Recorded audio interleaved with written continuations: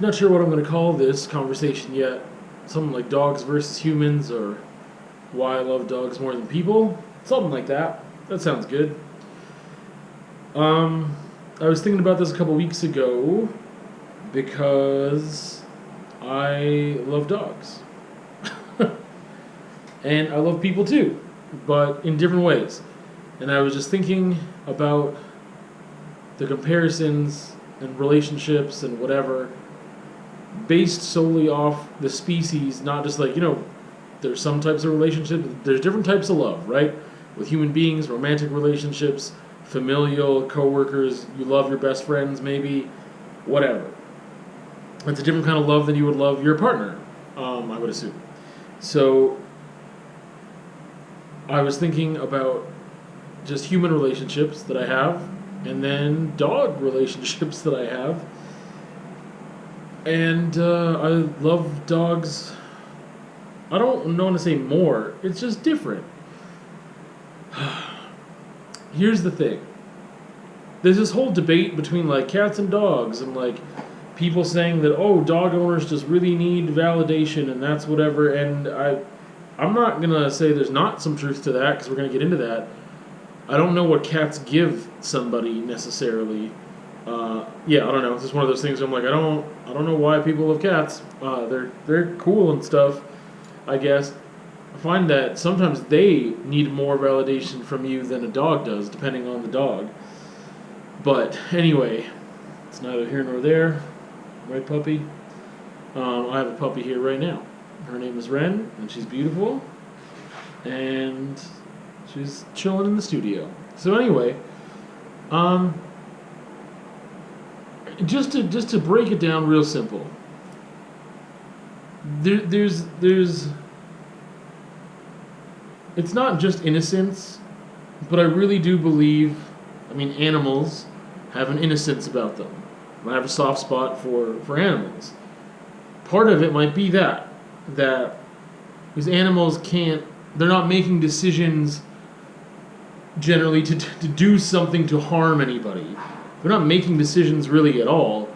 A lot of it, if not all of it, is just response to stimuli. Instinct and response to stimuli.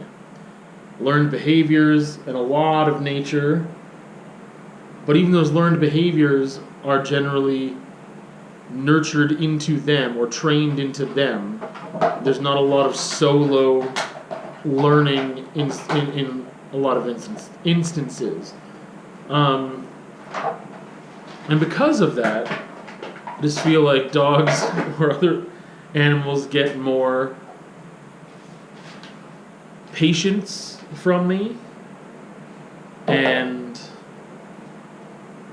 it's the recognition that their actions aren't as purposeful sometimes as people think, especially negative actions. Things that we perceive to be, or assign a negative value to, things that we perceive as being bad, they're not doing out of frustration and anger and whatever else.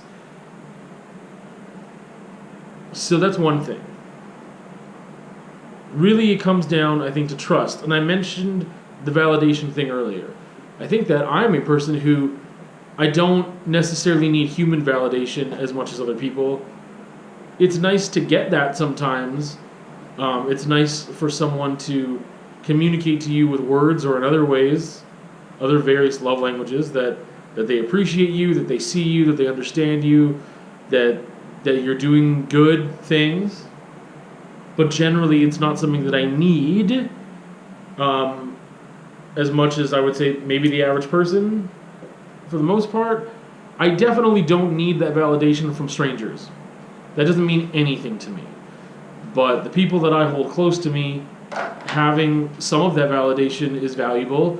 But as I mentioned in the last conversation, what I really need is someone that's willing to challenge me. I need to trust that that person is willing to challenge me and be okay if I challenge them. But more than validation, what I need is open communication and honesty and all that stuff. Anyway, the thing is, with a puppy or a dog, there's this innocence and there's a trust that if I treat the dog well, it will treat me well back. That if I love it, it will love me. The sad thing is that animals get abused all the time when they still love their owners because they just don't know any better. And that makes me sad.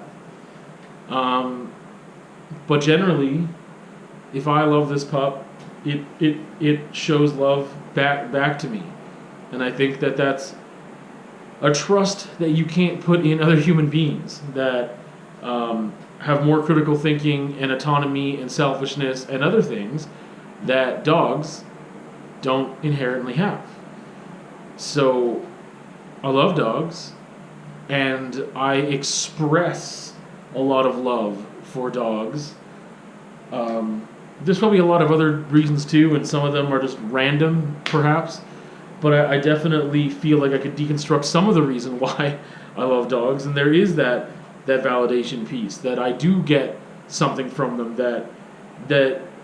I'm gonna link to that on YouTube. I'll link to that video a long time ago that I had about unconditional love, because I don't believe in unconditional love between humans, and I don't even like it as a concept.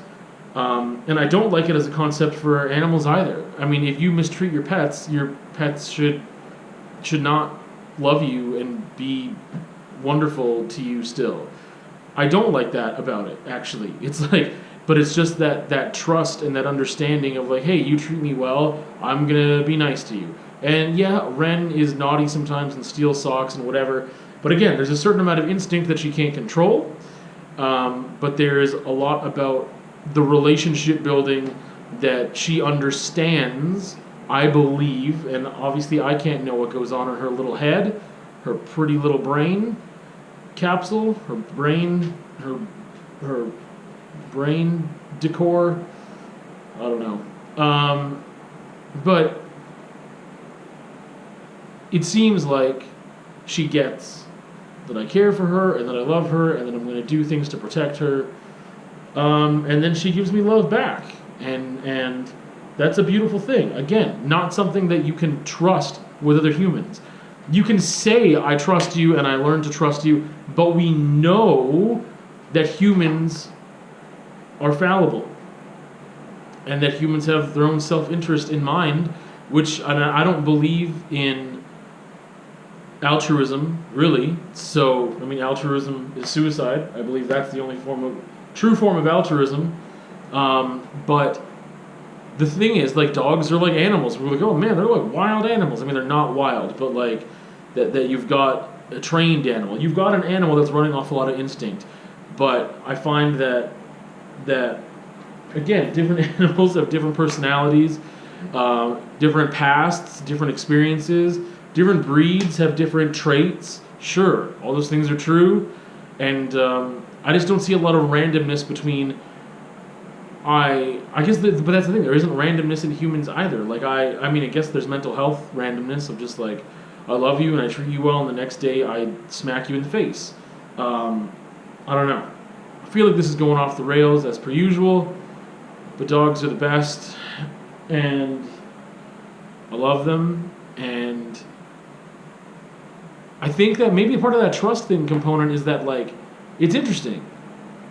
If I trust a human and they screw up, I can do one of two things. I can assign that blame to them and say, you did this because blank, you hurt me because you whatever.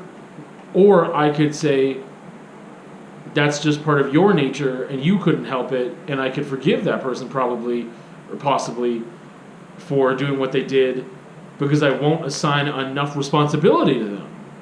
Because I feel like for an animal, I don't assign any responsibility to them for the most part, because I believe that behaviors are trained and that there's no bad... It's like no bad dogs, only bad trainers, right? Anyway, I'm going to leave it there. I kind of explored some things, and Ren is beautiful, and you should think so too, and if you don't, then you're a horrible person, and I'm going to report you to the police.